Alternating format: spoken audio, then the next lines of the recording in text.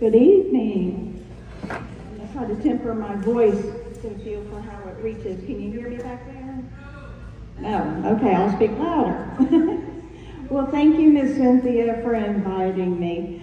When Mr. Owl approached me at the museum, he told me that he was looking for a guest speaker, something that really spoke about the coast.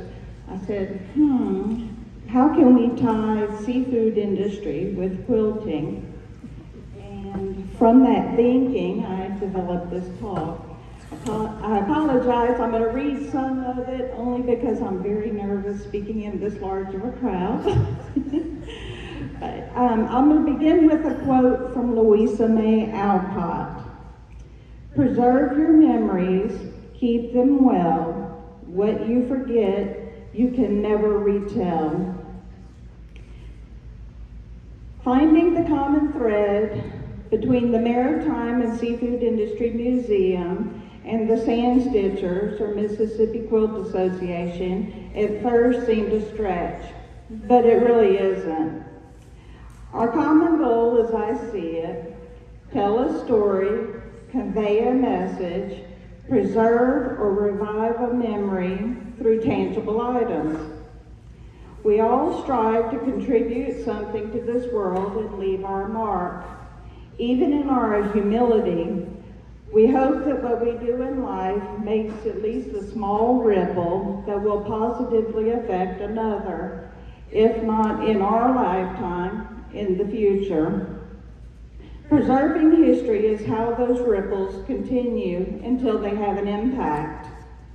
It is through stories about past lessons learned by others, their struggles and successes, that generations come to find inspiration and courage in their endeavors and thus begin their own ripple effect.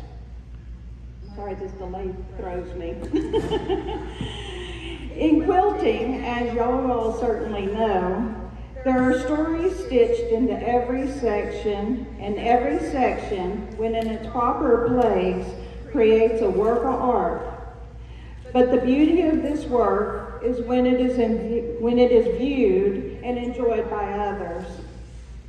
When they are moved not only by the workmanship and beauty, but by the story, message, or memories conveyed through it. The Maritime and Seafood Industry Museum shares this mission. It is through our artifacts, videos, guided tours, and our summer sea and sail camp for children that we share the marks made by those who have called the Mississippi Gulf Coast their home.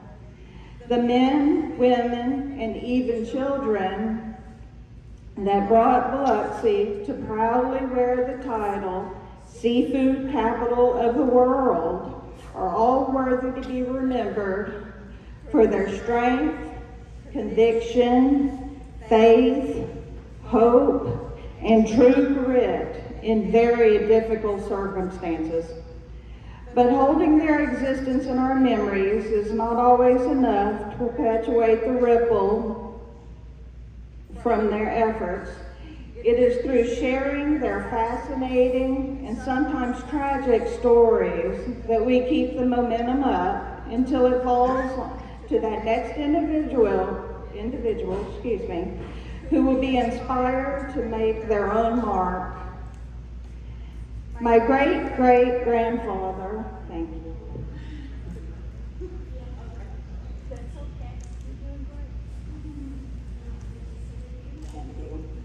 Okay, thank you.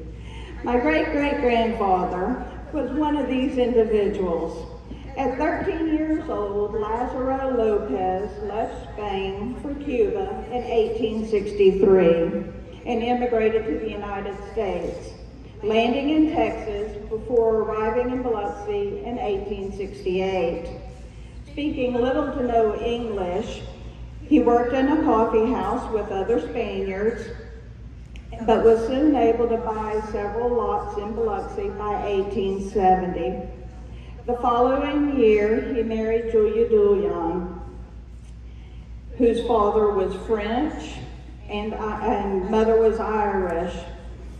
In the years following, he owned and operated a grocery. Excuse me. I'm terrible. Okay. Okay. Owned and operated a grocery and a ship chandlery. I apologize. That was a very wise move. I'm not going to go freeform on this because I know the story. It's my great-great-grandfather. Anyway, so they opened the ship chandlery. He went into partnership with Duquesne Elmer and Company, and they began the first seafood factory for the city of Biloxi. At the time, they knew very little about processing of seafood, so they worked together with Baltimore.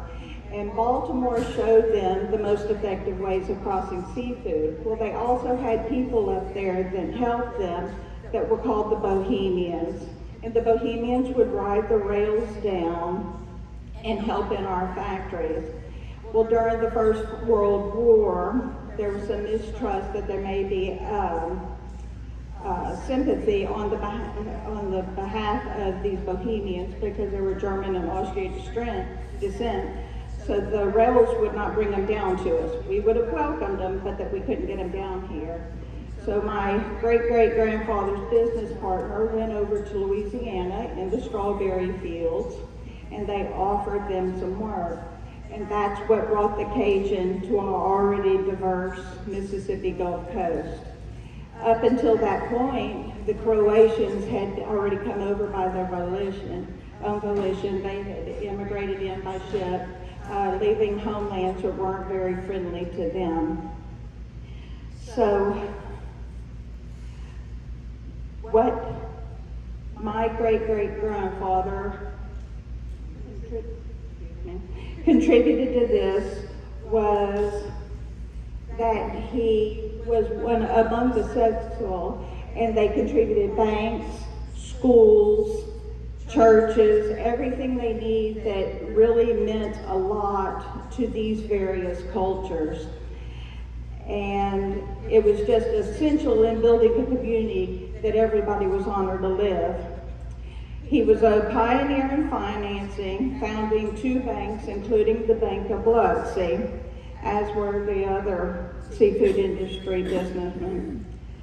And such was his impact on the community that when he died in 1903, they held a meeting 2 weeks before his funeral, and they invited all the Biloxi school children, all the ladies' auxiliary groups, the Oystermen's Society, and so many civic groups, and they literally shut down the banks, the schools, the businesses, and they paraded all through Biloxi in honor of him and his contributions.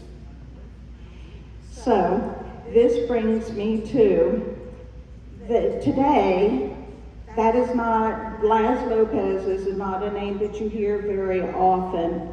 But does that mean that his contribution and the contributions of the other gentlemen had no impact? Absolutely not. The men who strenuously worked as blacksmiths, ship's captains, net weavers, all of these people, including the women and children who worked in the factories long hours, starting as early as 3:30 in the morning and going to late in the evening. They are what made the coast what they are. And through the artifacts in the museum and commemorative quilts in different pieces, this is what keeps their contributions alive so that they can touch a future generation and inspire them to work equally as hard. I will direct your attention to this beautiful quilt. This was gifted to us by the Coastal Cleanup in 2013. This was as an honor of their 25th anniversary. And it includes images of the various volunteerism and efforts that go into keeping our coast beautiful and welcoming for groups such as you. So when you come here, you have an absolute best experience. This particular quilt was designed by Irene McIntosh. It was carefully pieced together by Janet Bryant and lovingly quilted together by Kay Smith, all of Janet's Quilting Bee in Ocean Springs. I am very honored, although nervous, to call the Mississippi Coast my home. I welcome each and every one of you down here, and I appreciate your patience while I stumbled through this, looking at all your faces. But I'm very happy you have all come down to enjoy our beautiful coast that we love. Thank you.